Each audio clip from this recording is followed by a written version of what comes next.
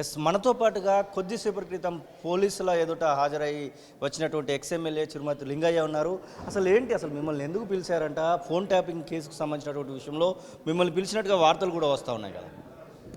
9వ తారీఖు రోజు నోటీస్ ఇవ్వడం జరిగింది. నాకు 11th నాడు అటెండ్ అవుతాను. కొద్దిగా ఫీవర్ ఉండేతో అటెండ్ కాలేకపోయినా 13, 14 డేట్లో వస్తా అని చెప్పడం జరిగింది. ఆ ప్రకారంగా చట్టాన్ని గౌరవించాలి కాబట్టి పోయి విచారణ వాళ్ళు ఆదేశించారో ఆ విచారణకు హాజరు కావడం జరిగింది.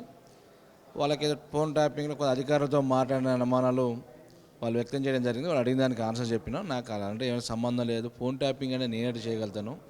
ఒక అధికారి పరిచయం ఉంది కాబట్టి జిల్లాలో ఎంతోమంది అధికారులు పనిచేసిపోయారు మన దగ్గర.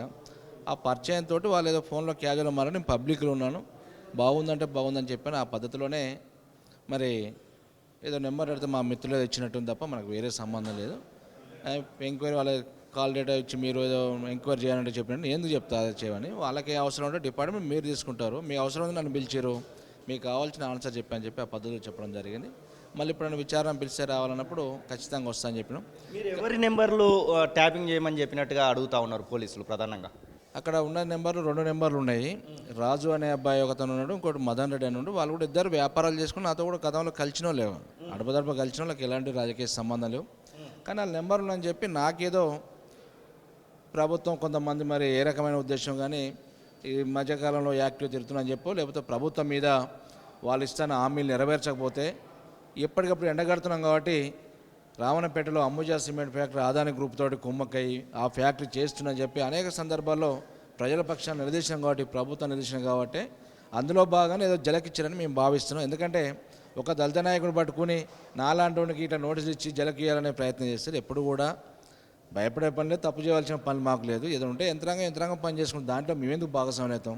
బీఆర్ఎస్ పార్టీ ప్రజలకు వెళ్తుంది, కేసీఆర్ నాయకత్వంలో ప్రజల్లో మంచి ఆదరణ వస్తుంది. ఆదరణ తట్టుకోలేక ఆయన ఇచ్చిన హామీలు నెరవేర్చలేక మా మీద ఏదో ఒక రాద్ధాంతం చేయడానికి ప్రయత్నం చేస్తాం. ప్రజలు ఏదో మర్చిపోతారు కూడా, ప్రజలు ఎప్పుడు మర్చిపోరు. ఖచ్చితంగా మీరే ఇచ్చిన హామీలను నిలదీస్తానికి ప్రయత్నం చేస్తారు. బీఆర్ఎస్ పార్టీ కూడా అదే పద్ధతిలో నిలదీస్తుంది. మీరు కేసులు పెట్టి పిలిచి నోటీసులు ఇచ్చి అడిగినంత మాత్రాన ఏదో పారిపోతారు, భయపడిపోతారన్న భ్రమలో ఈ ప్రభుత్వం ఉన్నది. మళ్ళీ ఎప్పుడైనా రమ్మని చెప్పారా? ఇంకొకసారి పిలవాల్సి ఉంటుంది అలాంటిది ఏమని చెప్పారా? లేకపోతే ఈరోజు మీరు ఇచ్చినటువంటి వివరణతో సాటిస్ఫై అయి ఉన్నారు? వాళ్ళు ఎప్పుడైనా పిలిస్తే రావాలని చెప్పారు. ఖచ్చితంగా వస్తాం. మేము చట్టాన్ని గౌరవించే వ్యక్తులు, మా నాయకుడు అది చెప్పింది, చట్టాలను గౌరవిస్తాం. ఖచ్చితంగా ఎప్పుడు పిలిచినా మేము అటెండ్ అవుతాం ఖచ్చితంగా అని చెప్పడం జరిగింది. ఫైనల్గా అసలు ఈ ఫోన్ ట్యాపింగ్ కేసులో బీఆర్ఎస్ పార్టీకి సంబంధించినటువంటి నేతల చుట్టూ తిరుగుతుందనేటువంటి మాటలు వింటూ ఉన్నాం. ప్రధానంగా రాధాకృష్ణరావుకి సంబంధించినటువంటి విషయంలో ఈ యొక్క మొత్తం కూడా తిరుగుతూ ఉంది. కొంతమందిని అరెస్ట్ చేయడం జరిగింది గత ప్రభుత్వంలో ఇంటెలిజెన్స్గా ఉన్నటువంటి వాళ్ళని. ఈ ప్రభుత్వంలో ఉన్నటువంటి గత ప్రభుత్వంలో ఉన్నటువంటి వారికి ఎవరికైనా ఇబ్బందులు తలెత్తడానికి అవకాశం ఉందా? ఎవరైనా జైలు పాలవడానికి అవకాశం కనబడతా ఉందా? ఇప్పుడు మాకు సంబంధం లేని విషయాలు మేము ఎందుకు జైలు పాలవుతారు? మా వాళ్ళు రాజకీయ కోణంలో కేటీఆర్ గారిని, కేసీఆర్ గారిని, హరీష్ రావు గారికి సమాధానం చెప్పే దమ్ము ధైర్యం లేని ప్రభుత్వం ఇది. ఆ సమాధానం చెప్పాలని దాటవేయడం కోసమే ఒక హైడ్రామా కార్యక్రమం పెట్టుకొని ఇవన్నీ మమ్మల్ని తెర మీద తీసుకొచ్చి ఇష్యూ ఏదోటి ఇలా ప్రధానంలో పబ్లిక్లో ఏదో బదలాం చేయాలని. ఇప్పుడు మేము అధికారులం కాదు, మా దగ్గర మ్యాన్ పవర్ ఉండదు. ఫోన్ ట్యాపింగ్ అనేది పోలీసు యంత్రాంగాలకు అవసరం బట్టి ఏ రకంగా చేసుకుంటూ అట్లా చేసుకుంటూ పోతారు. కానీ మేము ఎట్లా చేయగలుగుతాం? మాకేం సంబంధం?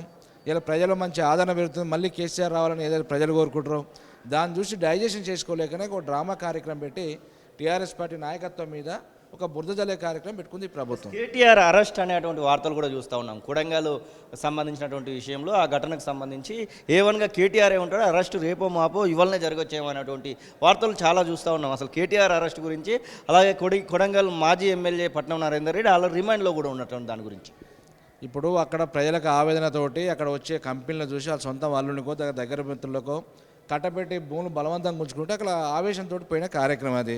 అక్కడ ఉన్న శాసనసభ్యుడికి ఏం సంబంధం? సార్ శాసనసభ్యుడు మాజీ శాసనసభ్యుడు కాబట్టి ప్రజల పక్షాన మేము ప్రజలు ఉన్నాం కాబట్టి ఖచ్చితంగా పోతుంటాం, వాళ్ళు పిలిస్తే పోతుంటాం. అంత మాత్రాన నరేందర్ రెడ్డిని రెక్కలిడిచి పట్టుకుపోయేట పరిస్థితి చూస్తున్నాం. 2 సార్లు ఎమ్మెల్యే అయినాడు. ఆ రకమైన దుర్భర పరిస్థితి రాష్ట్రంలో ఎక్కడ కూడా లేదు. ఇలా రాక్షస పాలన నడుస్తుంది ఈ రాష్ట్రంలో. దానికి కేటీఆర్ గారితో మళ్ళీ ఏదో జలకిచ్చి చాలా సందర్భంగా కేటీఆర్ తోటి అరెస్ట్ చేస్తామని అనేక లేఖలు ఇస్తుంటే కేటీఆర్ గారు భయపడి ఇంట్లో కూర్చుంటారని చూస్తాడు. వాళ్ళు ఉద్యమాలకు వెళ్ళి దాదాపు 14 సంవత్సరాలు ఉద్యమాలు చేసి ఉన్న ఉద్యోగాలను వదిలిపెట్టి ప్రజల కోసం త్యాగం చేసిన కుటుంబాన్ని పట్టుకుని ఈరోజు అరెస్ట్ చేస్తామంటే కేటీఆర్ కేసీఆర్ ఎవరు కూడా భయపడే పరిస్థితి ఉండదు. ఇవన్నీ తాటాకుల సప్పులో భయపడుతున్న భ్రమలో రేవంత్ రెడ్డి ఉండు కానీ ఎవరు కూడా భయపడరు. అసలైన తొలి వెలుగు. ఫాలో వాట్సాప్ @తొలి వెలుగు official.